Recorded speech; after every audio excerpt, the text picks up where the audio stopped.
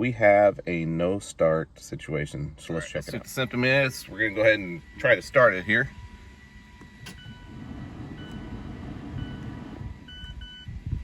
So we hear the clicking, all the lights come on, blower motor comes on, and it just doesn't start. Go ahead and pop the hood and see what the battery looks like here. All right, so after you pop the hood, there's a little latch underneath here. You just push it to the right, lift the hood, take your little kickstand, put it up. Got some corrosion on the battery there. Corrosion on the positive terminal. So we're gonna go ahead and start by cleaning off this battery. So I have a terminal cleaner. I have some baking soda, and I have a bottle of water. Start by removing these terminals. I'm gonna start with the battery negative. 10mm socket.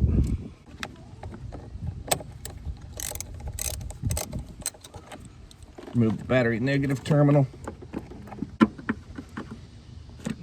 Now we're going to remove the battery positive terminal.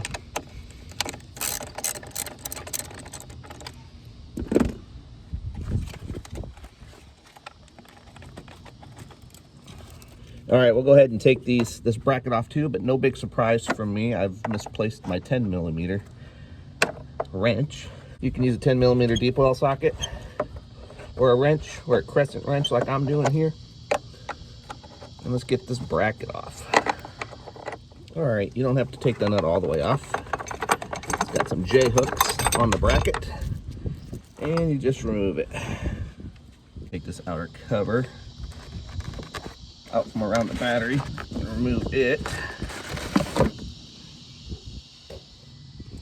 Now I'm just gonna go ahead and remove the battery altogether. It's a pretty light battery. All right, so let's go ahead and put your battery inside a box to contain it. You don't want this acid to get into the environment. To contain the acid here. The date on this battery is October of 2021. Makes the battery about 2.5 years old. So it should be in pretty good shape.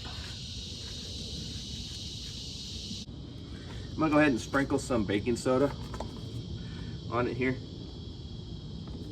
And I'm gonna go ahead and pour just a little bit of water on the surface there. Neutralize the acid that's on top of the battery here. And we'll wait for a few minutes, probably 2 or 3 minutes. Let it do its job. Also, put some baking soda on that bracket that we removed. And I'm gonna go ahead and rinse this off.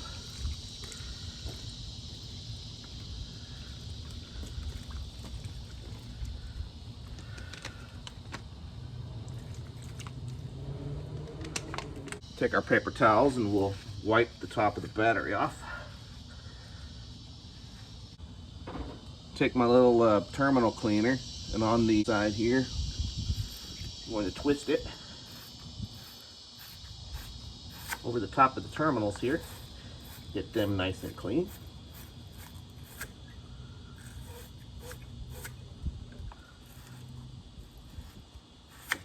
All right. All right, let's go put this back into the car. Okay, so the positive terminal, I went ahead and put some baking soda on this too, sprinkled a little bit of water, letting it neutralize the acid here. And I'm going to take this little cleaner that we use to clean the terminal, and I'm going to take the other side and I'm going to clean this terminal.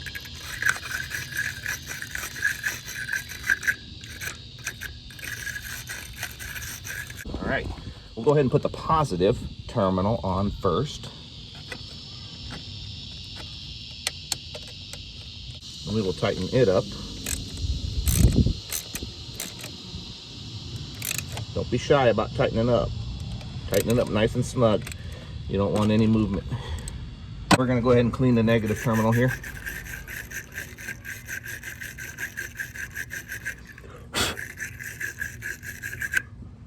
Right, we'll put the negative on. Negative goes on last. And it's the first one to come off when we're moving. All right. Okay. Sometimes cleaning the terminals is enough to fix your no start condition. Let's find out. Okay, so in our case, it's not. Okay, so what we're gonna do now is we're gonna take a voltage reading. We're gonna get our multimeter. You can get these online. You can get them at Walmart. You can get them at your auto parts store. They range in price. Set it to volts DC, which is solid line on top, dotted line on the bottom, above the V. I'll put the positive lead on the positive of the battery cable, and we'll put the negative lead on the negative, which is the black being negative, red being positive. All right, so we've got 10.25 volts, which is pretty low.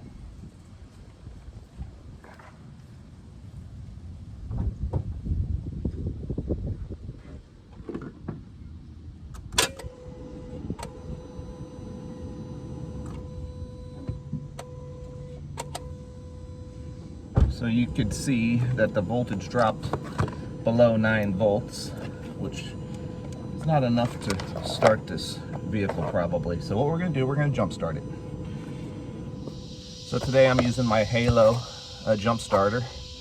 It's also an air compressor, but I really like it as a jump starter.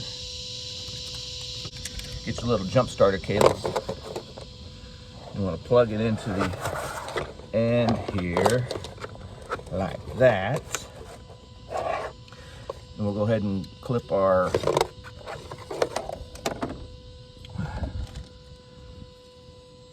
red on the positive, black on the negative. And I'm gonna go ahead and click this button next to the jump starter. When the green light is solid green, it's ready to start.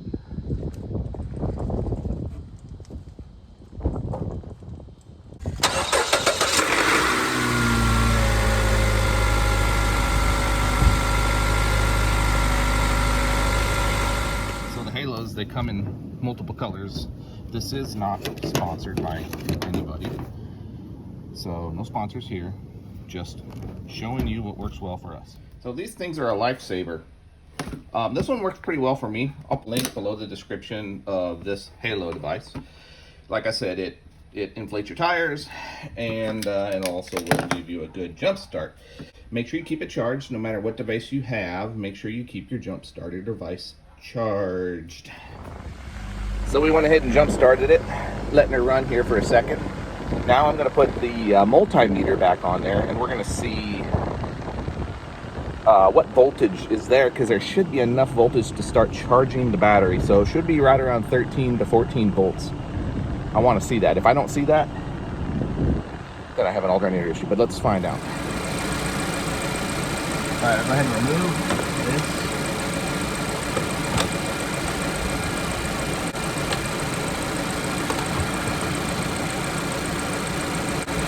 All right, so with the car running, we're looking at about 13.5 volts, so that's good. If you're away from home, at the store, traveling, whatever, keep your car running, don't turn it off.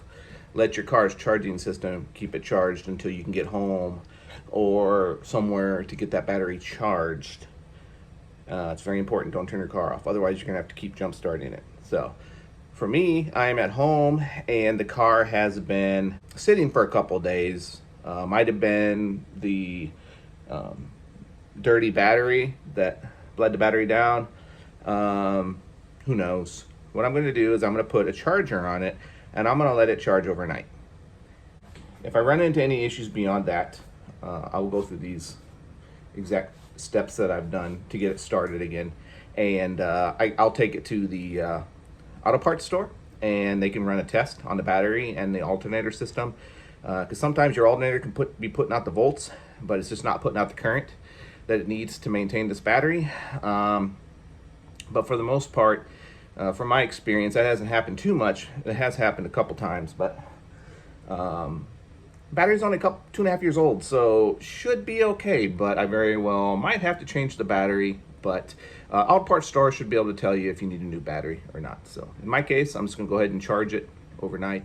All right, so since I'm at home, I have my handy dandy charger. We're gonna set it to, I'm gonna set it to 10 amps.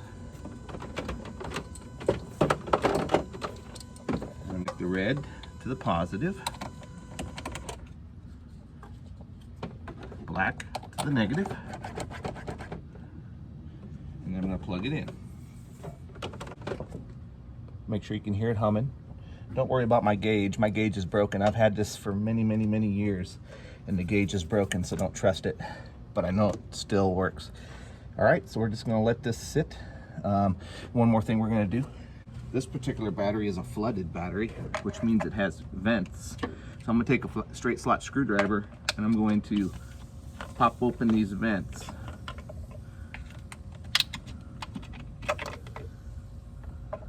And let it gas. I'm not in my garage, I'm outside, so that way the gases that are produced can be ventilated.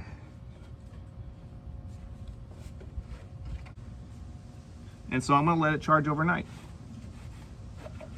And then I'll put these vent caps back on, and we'll be good to go. So I appreciate your tuning into this video. Hopefully this helps somebody out there. Don't forget to click that like button if you liked this video and its contents. Check out some of my other videos, and check out my channel. If you like the content on my channel, please hit that subscribe button, and I look forward to seeing you again. Thank you.